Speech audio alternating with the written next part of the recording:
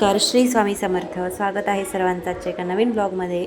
तर आज मी तुमच्यासोबत माझं दुपारचं रुटीन शेअर करणार आहे आणि त्यासोबतच कमळगट्ट्याची माळ ही आपल्या प्रत्येकाकडे असतेच. तर कमळगट्ट्याची माळ जर तुटली तर ती परत कशी ओवून घ्यायची, या व्हिडिओमध्ये आपण आठवड्याभराची कामे दुपारच्या वेळेत कशी आवरून घ्यावी किंवा ठरवून एका दिवशी पूर्ण आठवड्याभराची सगळी कामे कशी करावी हे आपण बघणार आहोत. त्यासोबतच कमळगट्ट्याची माळ जर आपल्याकडे असेल तर ती कशी ओवावी हे सुद्धा आपण बघणार आहोत. चला तर मग आजच्या व्हिडिओला सुरुवात करूया. पण त्याआधी तुम्ही जर चॅनलवरती नवीन असाल तर चॅनलला लाईक, शेअर आणि सबस्क्राईब नक्की करा आणि व्हिडिओला हाईप करा, म्हणून असेच नवनवीन व्हिडिओ तुम्हाला सर्वात आधी बघता येतील.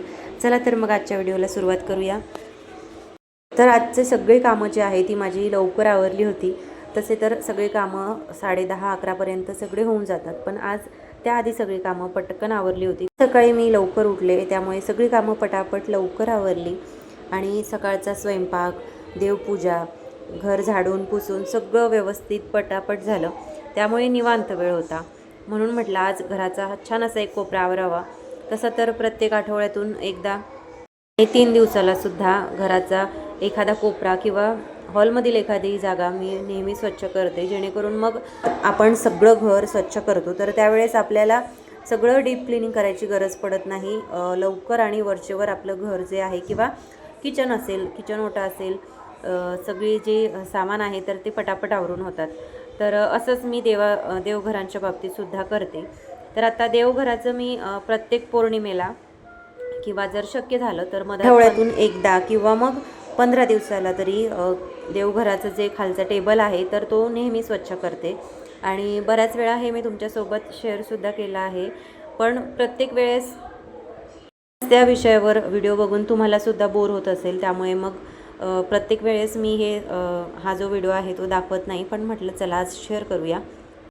पौर्णिमा जरी झालेली असली तरी देखील मग मी देवघर जे आहे तर आपण पुसतोच, पण त्यासोबत देवघराचा जो आजूबाजूचा भाग असेल किंवा देवघराचा जो खालचा टेबल असेल तर तो नेहमी आपण स्वच्छ ठेवावा.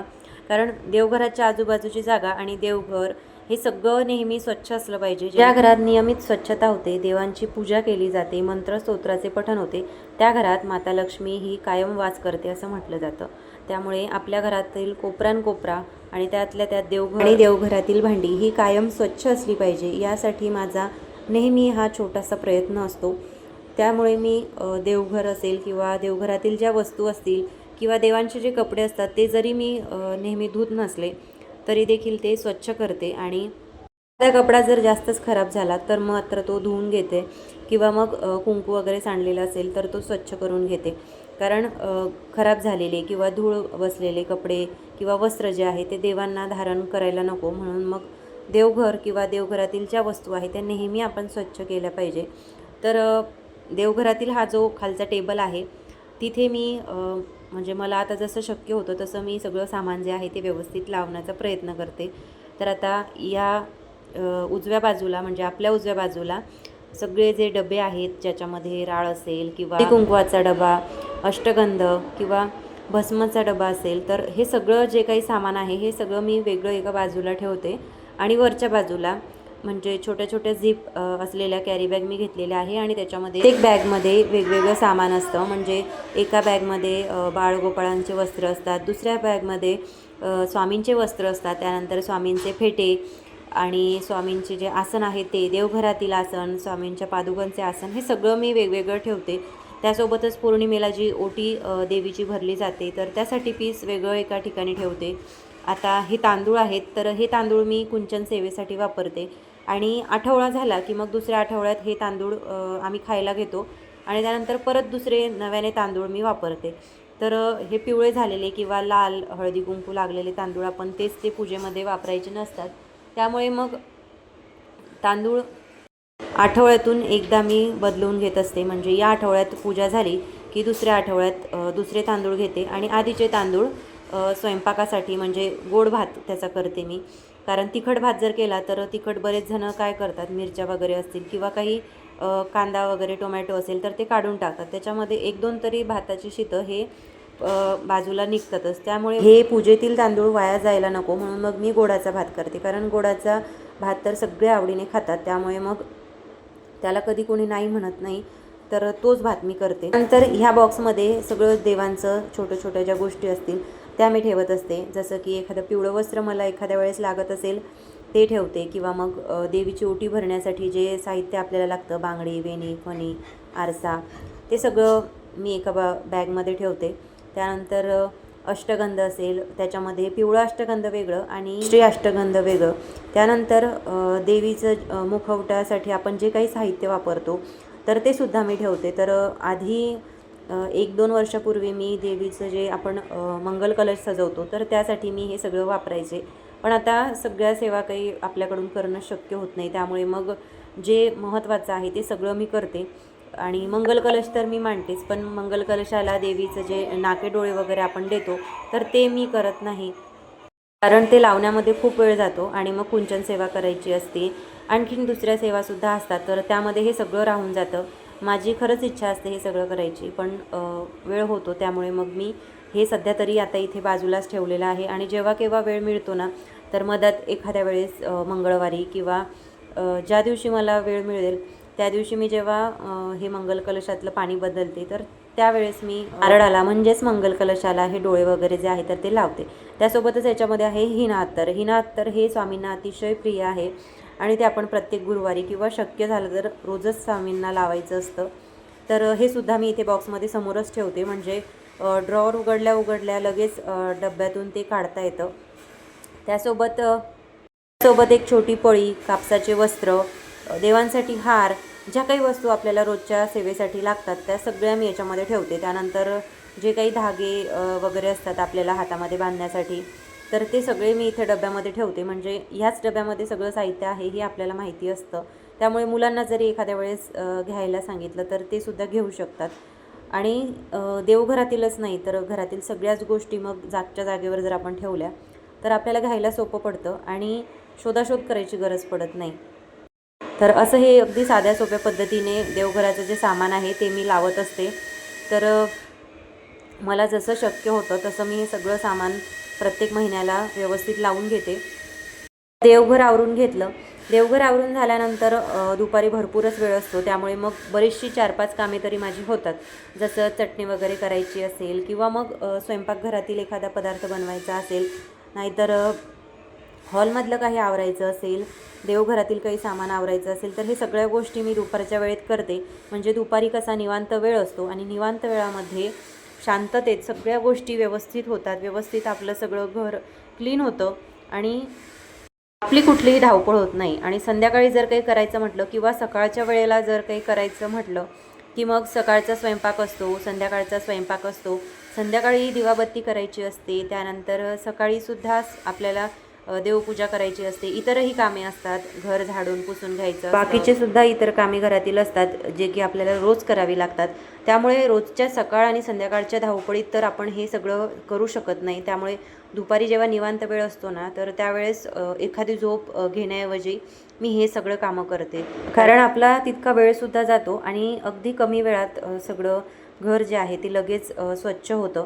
कारण आपण एकदाच सगळं स्वच्छ करायचं म्हटलं की मग खूप धावपळ होते आणि मुलांनासुद्धा मदतीला घेतलं की मुलंसुद्धा कधीतरी कामं करायला कंटाळा करतात.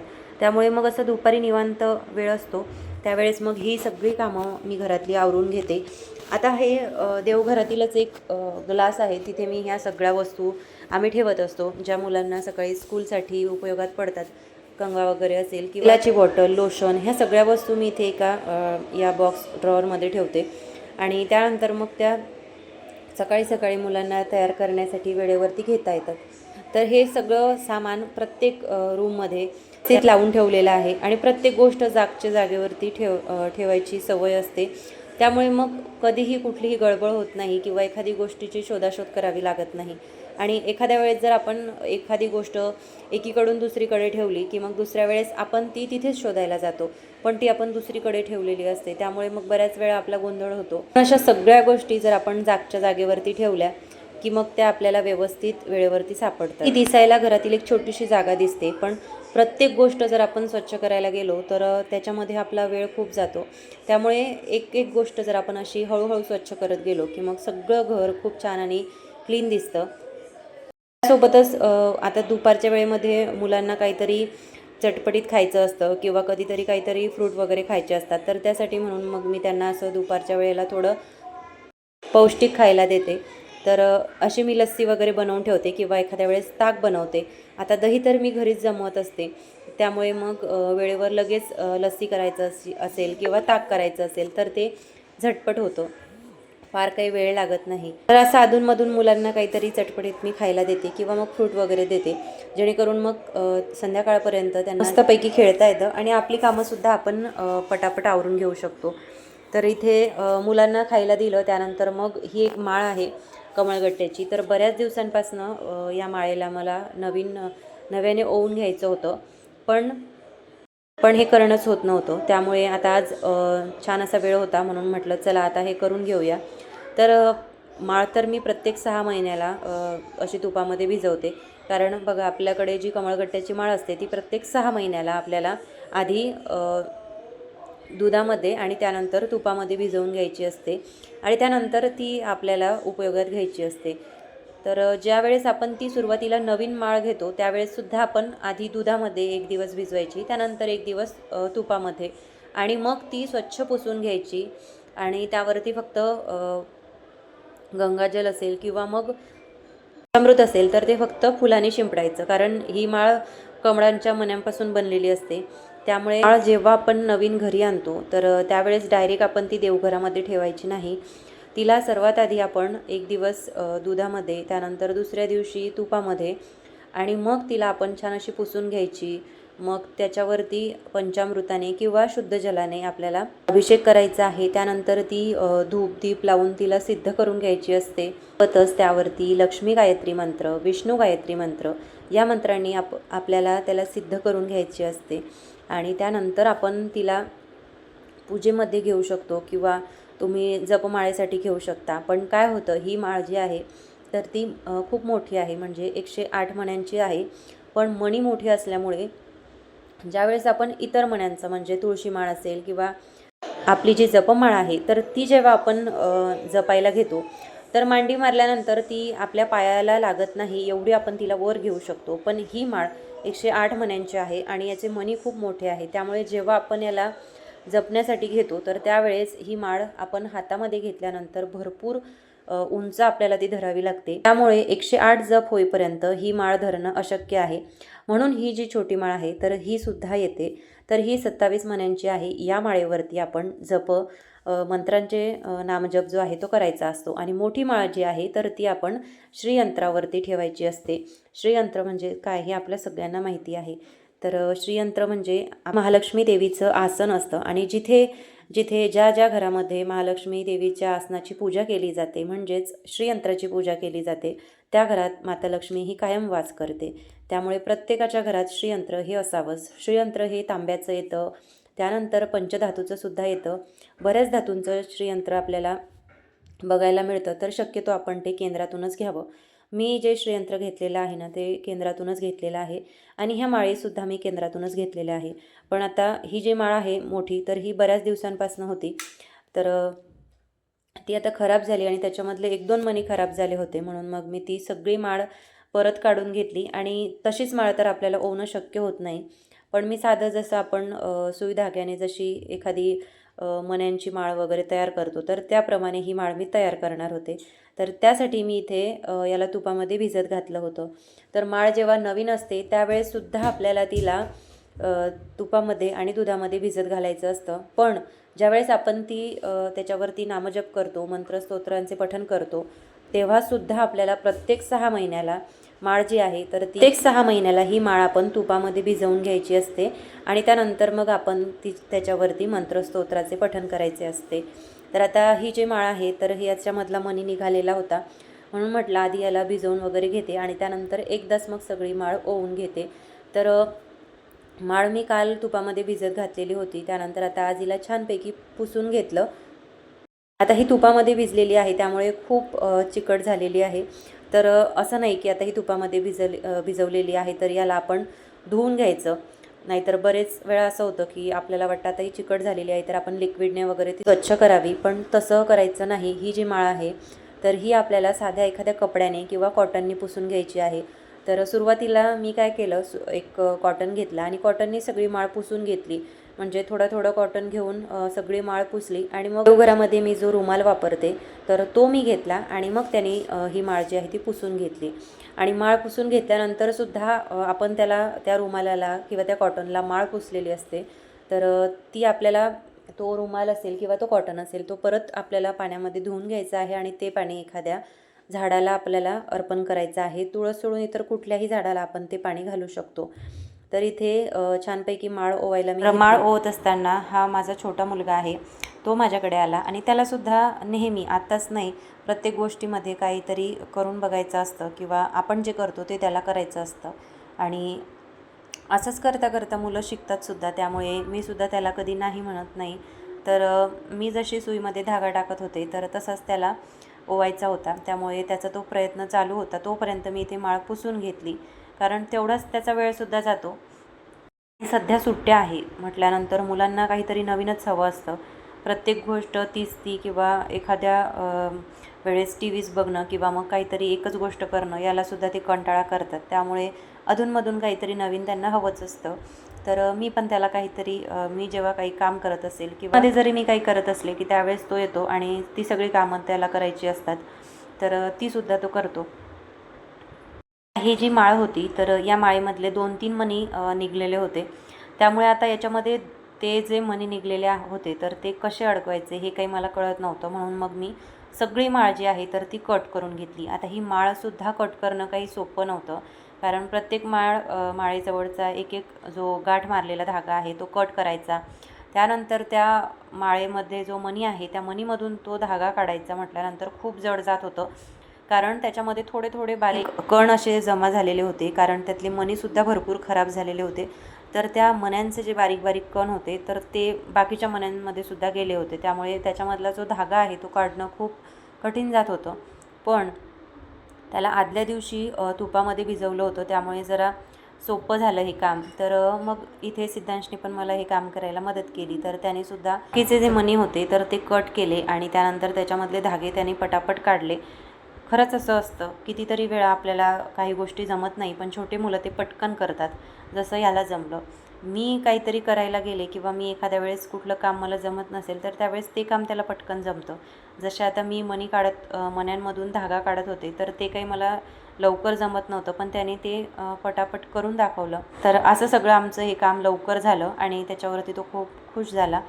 तर आता सगळे मणी सगळ्यात आधी मी पुसून घेतले. आता माळ तर सुरुवातीलाच मी रुमालाला पुसली होती, पण तरी देखील मणीसुद्धा परत एकदा पुसून घेतले, कारण मण्यांमध्ये धागा असतो तर धाग्यामुळं सुद्धा त्याला थोडाफार चिकटपणा राहतो आणि ओवताना मग मणी निसटून येतो. त्यामुळे मग परत एकदा सगळे मणी रुमाल घेऊन पुसून घेतले आणि मग एक करून सगळे मणी ओवायला घेतले. तर हा जो कमळगट्टा आहे किंवा कमळगट्ट्यापासून जी माळ ओवली जाते, माळ तयार केली जाते, त्या माळेला अत्यंत पवित्र आणि शक्तिशाली असं मानलं जातं. कमळ हे माता लक्ष्मीचे आसन असल्यामुळे कमळगट्ट्याची माळ धन, समृद्धी आणि ऐश्वर्य मिळवण्यासाठी अत्यंत शुभ मानली जाते. त्यामुळे प्रत्येक घरामध्ये जिथे जिथे श्रीयंत्र असेल किंवा लक्ष्मी देवीची मूर्ती असेल, लक्ष्मी मातेची स्थापना केलेली असेल, त्या घरात आपल्याला कमळगट्ट्याची माळ ही बघायलाच मिळते. त्या माळेवरती जप करत आपण महालक्ष्मी मातेचा कुठलाही मंत्र म्हणायचा आहे किंवा नवार्ण मंत्र, कमलात्मक मंत्र, लक्ष्मी गायत्री मंत्र किंवा विष्णू गायत्री मंत्र, या मंत्राचा सुद्धा आपण जप करू शकतो. विशेषतः ज्यावेळेस पौर्णिमा असेल किंवा शुक्रवार असेल, मंगळवार असेल, आपल्या देवीचा जो वार असेल त्या वारानुसार कुलदेवीची आपल्याला आराधना करायची असते आणि त्याच दिवशी कमळगट्ट्याच्या माळेवरती आपल्याला मंत्रांचे पठणसुद्धा करायचे असते. त्यामुळे माता लक्ष्मी ही कायम प्रसन्न राहते. आपण बघत असतो की माता लक्ष्मीचा फोटो असेल, मूर्ती असेल किंवा जे काही प्रतिमा आपण बघतो त्यामध्ये माता लक्ष्मी ही कमळामध्ये विराजमान असते. माता लक्ष्मीला कमळ हे अत्यंत प्रिय असते.